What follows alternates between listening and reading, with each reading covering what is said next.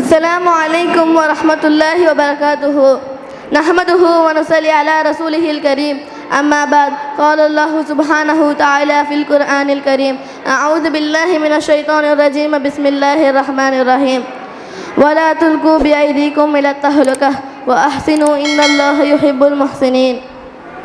எங்கள் உஸ்வத்துல் ஹசனா தீனியத் மக்தப் மதரசாவின் 6ஆம் ஆண்டு விழாவிற்கு வருகை தந்துள்ள சிறப்பு விருந்தினர் அவர்களையும் சங்கைமிக்க உலமா பெற்றோர்களையும் மற்றும் இவ்விழாவிற்கு வருகை தந்துள்ள அனைத்து பெற்றோர்களையும் வருக வருக என்று மதரசா மாணவர்களின் சார்பாக கேட்டுக்கொள்கிறேன். இன்று உள்ள சூழ்நிலையில் நம்முடைய சமுதாயத்தை பார்த்தோம் என்று சொன்னால் எதற்கெடுத்தாலும் தற்கொலை, என்ன நடந்தாலும் தற்கொலை என்ற சூழ்நிலையில் நம்முடைய சமுதாயம் இருந்து கொண்டிருக்கிறது. உதாரணமாக எடுத்துக்கொண்டோமானால் சமீபமாக திருநெல்வேலியில் ஒரு குடும்பம் காரில் தீ வைத்து தற்கொலை செய்து கொண்ட சம்பவம், காஞ்சிபுரம் அருகில் தன் 2 குழந்தைகளையும் கிணற்றில் வீசிவிட்டு தன் உயிரையும் மாய்த்து கொண்ட இளம் தாயின் சம்பவம் என நம்முடைய சமுதாயத்தின் சம்பவங்களை அடுக்கிக் கொண்டே போகலாம். தற்கொலை என்பது நம்முடைய சமுதாயத்தில் எப்படிப்பட்டது? இந்த உடலும் உயிரும் அல்லாஹ்வின் அமானிதங்களாகும். இந்த வயிறும் முதுகும் நாக்கும் காதும் கண்ணும் ஆக மொத்தத்தில் மனித உடலின் ஒவ்வொரு அங்கங்களும் அல்லாஹ்விற்கு சொந்தமானதாகும். அவனே இவை அனைத்தையும் படைத்தான், அவனே இவை அனைத்தையும் சொந்தக்காரனாகவும் உள்ளான். அவனே தனது அருளால் அமானிதங்களாக நமக்கு இவற்றை பயன்படுத்த கொடுத்துள்ளான். மரணித்த பின்பு ஒரு நாள் இந்த அமானிதங்களை மீண்டும் வாங்கி கொள்ளப்படும். இவ்வுடலும் உயிரும் அல்லாஹ்விற்கு சொந்தம் எனும்போது அதில் எவ்வித கூடுதல் குறைவு செய்யவோ அதனை அழிக்கவோ எவருக்கும் எவ்வித உரிமையும் கிடையாது. மரணத்தை ஆசிக்கவே கூடாது எனும் போது தற்கொலை செய்வது எப்படி கூடும்? இஸ்லாம் மரணத்தை விரும்பி கேட்பதற்கும் அதற்காக துவா செய்வதற்கும் கூட அனுமதி தரவில்லையே. அவ்வாறு இருக்க தற்கொலை செய்து கொள்வதும் தானாக மரணத்தை தேடிக்கொள்வதும் எப்படி கூடும்?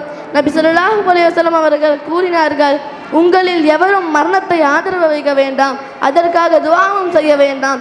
ஏனெனில் மரணம் வந்துவிட்டால் மனிதனின் அமல் முற்று பெற்று விடுகிறது. முஃமினான அடியானின் வாழ்நாள் என்பது அவனுக்கு நன்மைகளையும் நலன்களையும் அதிகரிக்க காரணமாய் அமைந்து விடுகிறது.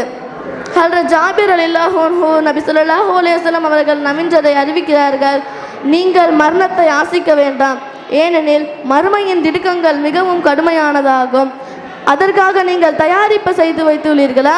நீண்ட வாழ்நாள் கிடைத்த அதில் அல்லாஹ்விற்கு வழிபட்டு நடப்பது என்பது மனிதனுக்கு கிடைத்த மாபெரும் நர்பாகியமாகும். அல்லாஹ் தாலா தன்னைத்தானே அழித்துக் கொள்வதை தடை செய்துள்ளான். அல்லாஹ் தாலா மனிதர்களுக்கு இன்னும் தன்னைத்தானே அழித்துக் கொள்ளாதீர்கள், தன்னைத்தானே தற்கொலை செய்து கொள்ளாதீர்கள் என்று வலியுறுத்தியுள்ளான். குர்ஆனில் சூரா நிசாவில் அல்லாஹ் கூறுகிறான்: இன்னும் நீங்கள் தற்கொலை செய்து கொள்ளாதீர்கள், நிச்சயமாக அல்லாஹ் உங்கள் மீது கருணை புரிபவனாக உள்ளான். குர்ஆனில் சூரா பக்ராவில் அல்லாஹ் கூறுகிறான்: இன்னும் தன்னைத்தானே அழிவில் போட்டு கொள்ள வேண்டாம், உபகாரம் செய்யுங்கள், உபகாரம் செய்வோரை அல்லாஹ் விரும்புகிறான். தற்கொலை செய்து கொண்டவருக்கு நபி ஸல்லல்லாஹு அலைஹி வஸல்லம் அவர்கள் ஜனாசா தொழுகை நடத்த மறுத்தார்கள். தற்கொலை செய்வது எந்த அளவிற்கு கடுமையான கொடூரமான பாவமெனில் நபி ஸல்லல்லாஹு அலைஹி வஸல்லம் அவர்களே அவ்வாறு தற்கொலை செய்து கொண்டவருக்கு ஜனாசா தொழுகை நடத்தவில்லை. ஒரு ஹதீஸில் ஹஜ்ரத் ஜாபிர் இப்னு சமுரா ரலியல்லாஹு அன்ஹு அவர்கள் அறிவிக்கிறார்கள்: ஒருவர் தற்கொலை செய்து கொண்டார், அவருக்கு நபி ஸல்லல்லாஹு அலைஹி வஸல்லம் அவர்கள் ஜனாசா தொழுகை நடத்தவில்லை. தற்கொலை செய்து கொண்டவருக்கு சுவனம் ஹராம். ஒரு ஹதீஸில் நபி ஸல்லல்லாஹு அலைஹி வஸல்லம் அவர்கள் கூறினார்கள்: முந்தைய சமுதாயத்தில் ஒருவருக்கு ஒரு கட்டி ஏற்பட்டது. அதனால் மிகுந்த சிரமம் உண்டான போது அவர் தனது அம்புக்கூட்டிலிருந்து ஒரு அம்பினை எடுத்து அந்த கட்டியை சீவினார். அதிலிருந்து ரத்தம் வழிந்தோடி கொண்டே இருந்தது. அதனாலேயே அவர் மரணமுற்றார். உடனே அல்லாஹ் தாலா நான் அவரின் மீது சொர்க்கத்தை ஹராமாக்கி விட்டேன் என்று கூறினான், ஏனெனில் அவர் தற்கொலை செய்து கொண்டார். தற்கொலை செய்து கொள்பவர் நரகிற்கு செல்வார். ரசூலுல்லாஹி ஸல்லல்லாஹு அலைஹி வஸல்லம் அவர்கள் கூறினார்கள்: எவர் தன்னைத்தானே ஏதேனும் ஆயுதத்தின் மூலம் தற்கொலை செய்து கொள்வாரோ அல்லாஹ் தாலா மறுமையில் அந்த ஆயுதத்தின் மூலமாகவே அவரை வேதனை செய்வான்.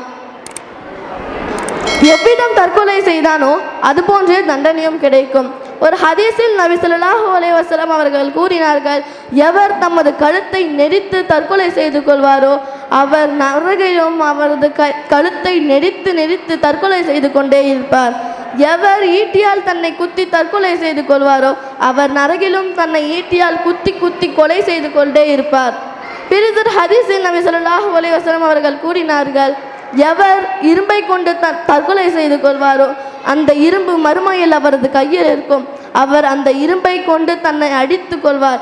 இதே நிலையில் எப்பொழுதும் நிரந்தரமாய் இருப்பார். எவர் விஷமருந்தி தற்கொலை செய்து கொள்வாரோ அவர் நரக நெருப்பிலும் அதனை எப்பொழுதும் மலிந்து கொண்டே இருப்பார். துஆவிற்கு முக்கியத்துவம் அளியுங்கள். சோதனை மற்றும் துன்பத்தின் போது துஆவின் பக்கம் கவனம் செலுத்துவது இன்றியமையாததாகும். சோதனைகளை தருபவனும் அதனை போகுபவனும் அல்லாஹ் ஒருவன்தான். நபி ஸல்லல்லாஹு அலைஹி வஸல்லம் அவர்கள் கூறினார்கள், இறங்கிவிட்ட சோதனைகளிலும் இனி வருகின்ற சோதனைகளிலும் துஆ பயனளிக்கிறது. எனவே அல்லாஹ்வின் அடியார்களே, துஆவின் பக்கம் கவனம் செலுத்துங்கள். வாஹிரு தஅவானா அல்ஹம்துலில்லாஹி ரப்பில் ஆலமீன். அஸ்ஸலாமு அலைக்கும் வரஹ்மத்துல்லாஹி வபரகாத்துஹு.